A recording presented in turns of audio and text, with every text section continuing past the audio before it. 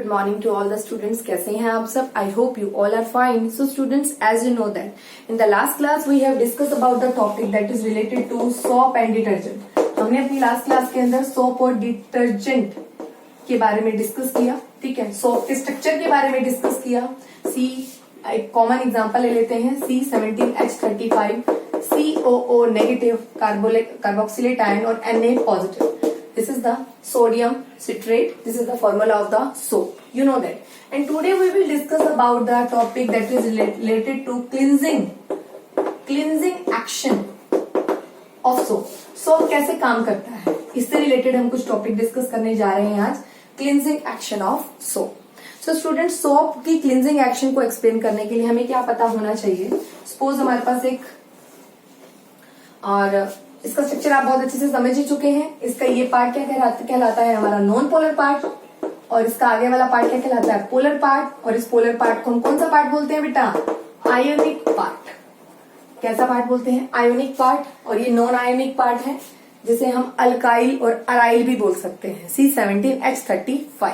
और this is the formula that is called sodium citrate. Fine. अब cleansing action अगर हम सोप का एक्सप्लेन करने लगे हैं तो हमें समझ आना चाहिए, पता होना चाहिए. सपोज हमारे पास एक फैब्रिक है, ठीक है, और उसके ऊपर डस्ट और ग्रीस और ऑयल पार्टिकल्स अटैच्ड है. Dust, grease, oil particle attach है. सपोज मैंने एक बीकर लिया, बीकर के अंदर वाटर है, सोप सोल्यूशन. कैसा सोल्यूशन है, सोप सोल्यूशन. सोप सोल्यूशन बनाया है मैंने पानी के अंदर, ठीक है, जिससे हम डिटर्जेंट घोलते हैं. हमने उसमें एक फैब्रिक डाला है, कपड़ा डाला है, जिसके ऊपर काफी डस्ट, ग्रीस और ऑयल पार्टिकल्स लगे हुए हैं. ठीक है, तो ये फैब्रिक बनाया है, उस पर काफी डस्ट, ग्रीस, ऑयल पार्टिकल मैंने दिखाए हैं, ये वाले. ठीक है, तो क्या करेगा, सोप के पार्टिकल्स कैसे काम करते हैं. सोप के पार्टिकल्स क्या करते हैं बच्चे, जो नेगेटिव पार्ट होता है, जो आयनिक पार्ट होता है, ये वाला आयनिक पार्ट है, ठीक है, ये चला जाता है क्योंकि वाटर के पास. और जो नॉन आयनिक पार्ट होता है, मैंने पिछली क्लास में आपको बताया था, आगे वाले पार्ट को हम हेड बोलते हैं और पीछे वाले पार्ट को हम टेल बोलते हैं. क्या बोलते हैं, तो आप इस तरीके से रिप्रेजेंट करते हैं. ये आपका जो है आयनिक पार्ट है और ये आपका नॉन आयनिक पार्ट है. तो ये रहेगा COO negative Na positive part, और ये रहेगा अल्काइल अराइल पार्ट. ठीक है, और क्या करते हैं, कपड़े के ऊपर जो आयनिक पार्ट है वो पानी में चला जाता है, क्योंकि आयनिक पार्ट कैसा पार्ट है, पोलर पार्ट है, और वाटर भी कैसा पार्ट है, पोलर पार्ट है. जो सोल्यूशन है वो भी वाटर है और वाटर भी पोलर पार्ट है. और पोलर आपस में क्या करते हैं, डिसॉल्व होते हैं. इस तरह की कुछ आपको अपीयरेंस नजर आएगी. तो ये मैंने एक फैब्रिक लिया है और उस पे डस्ट पार्टिकल, ऑयल ड्रॉपलेट दिखाई है. जैसे ही वो सोप पार्टिकल्स के टच में आया तो उसके कुछ पार्टिकल, उसके पास सोप के कुछ पार्टिकल जैसे उसके टच में आए तो वो पार्टिकल क्या करने लगेंगे, वो पार्टिकल इसकी तरफ अच्छे से चारों तरफ से एग्रीगेट होने लगेंगे. जैसे ही वो सारे पार्टिकल इसके ऊपर एग्रीगेट होंगे तो एक स्ट्रक्चर बन जाएगा. That structure is called mixture. Structure को क्या बोला जाता है, that structure is called mixture. ठीक है, और जब ये मिक्सचर पूरी तरीके से तैयार हो जाएगा, नेगेटिव पार्ट कहाँ रहेगा, वाटर में रहेगा, क्योंकि नेगेटिव पार्ट क्या है, ये वाला पार्ट हमारा वाटर के अंदर रहेगा, क्योंकि वाटर भी पोलर पार्ट है और ये पार्ट भी पोलर है, और पोलर में क्या करते हैं, डिसॉल्व करते हैं. ठीक है, और ये जो टेल है this is non polar, and ये जो ग्रीस है ये भी नॉन पोलर नेचर की है. तो ये नॉन पोलर आपस में क्या होंगे, इंटरेक्ट होंगे, और एक टाइम आएगा सभी के सभी पार्टिकल, सोप पार्टिकल पूरा का पूरा इस डर्ट पार्टिकल के ऊपर, दिस डर्ट पार्टिकल के ऊपर क्या हो जाएंगे, आकर एग्रीगेट होने शुरू हो जाएंगे. और एग्रीगेट होने के बाद ये इस फैब्रिक में से क्या करेंगे बेटा, ये इस फैब्रिक में से डस्ट को क्या करेंगे, बाहर निकालना शुरू कर देंगे. फैब्रिक में से डस्ट को बाहर निकालना शुरू कर देंगे, डर्ट को बाहर निकालना शुरू कर देंगे. और एक टाइम वो आएगा कि जो फैब्रिक है वो पूरी तरीके से डर्ट फ्री हो जाएगा. ठीक है, तो अभी आपको पता होना चाहिए कि क्लिनजिंग एक्शन कैसे होता है सोप का.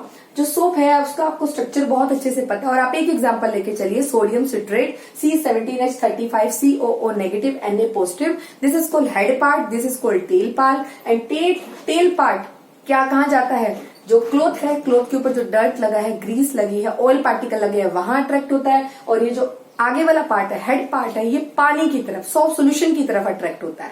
तो क्योंकि ये पार्ट पोलर है, वाटर भी पोलर है, ये पोलर की तरफ, तो आपको पता होना चाहिए जो आगे वाला हेड पार्ट है ये कहाँ की तरफ आपने रिप्रेजेंट करना है, आगे की तरफ, और जो टेल है ये आपको कपड़े के ऊपर, डर्ट पार्टिकल के ऊपर रिप्रेजेंट करनी है। ठीक है, तो ये आपको दिख रहा है, ये डर्ट लगी हुई है इस फैब्रिक पे। सॉप सॉल्यूशन जैसे इसके कांटेक्ट में आया, धीरे धीरे करके ये सभी सॉप पार्टिकल इसके कांटेक्ट में आने लगे। ठीक है, और जैसे ही ये पूरी तरह से इसके कांटेक्ट में आ जाएंगे और इसको बाहर निकालने की कोशिश करेंगे और चारों तरफ से सॉप पार्टिकल इसको एग्रीगेट कर लेंगे, सॉप के पार्टिकल इस डर्ट को एग्रीगेट कर लेंगे और वो बन जाएगी एक मिसल। और मिसल बनने के बाद हमारा जो क्लॉथ है, हमारा फैब्रिक है, वो बिल्कुल क्लीन हो जाएगा और बिल्कुल साफ हो जाएगा कपड़ा, और सारी की सारी डर्ट क्या हो जाएगी, रिमूव आउट हो जाएगी।